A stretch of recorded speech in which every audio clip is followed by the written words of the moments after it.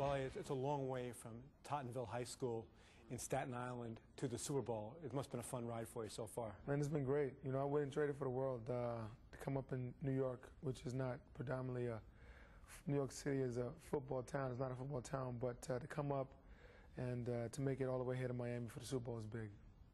Obviously, the key to this game is you guys got to find a way to slow down Peyton Manning. Based on the tapes you've seen of him, what is the best way to do this? You have to get pressure on him? Do you have to play back a little bit? Oh, man, your guess is really as good as mine. He's such a good quarterback that for me to even tell you where to stop, I wouldn't even know where to begin because he's really that good. Now, come on, everybody says every quarterback can be rattled. You don't think if you, Alex Brown, start bouncing him around a little bit, he gets rattled?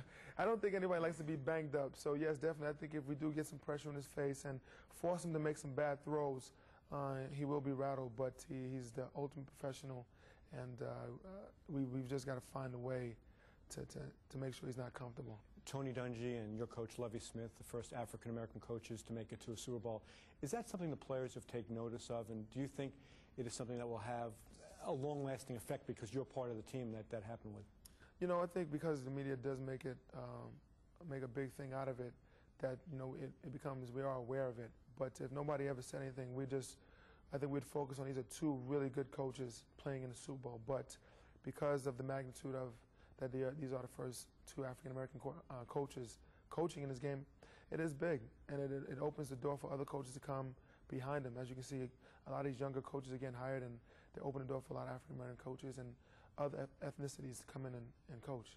The '85 Bears, one of the best Super Bowl champions of all time.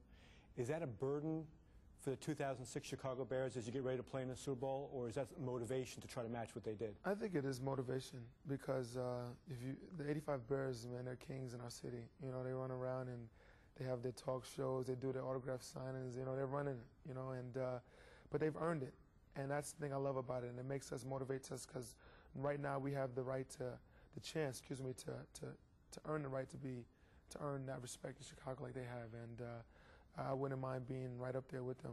Now, with family and friends still in Staten Island, what are you hearing from them now that you'll be playing in your first Super Bowl? Man, it's big. You know, New York, with everything in New York, everything's over the top. So everybody's doing it big. People are flying in from New York, getting out of the cold weather to come down and have a nice vacation for them and party while I'm working. So I just want to tell everybody in New York, you know, even though you're coming down to see me, I'm going to be working.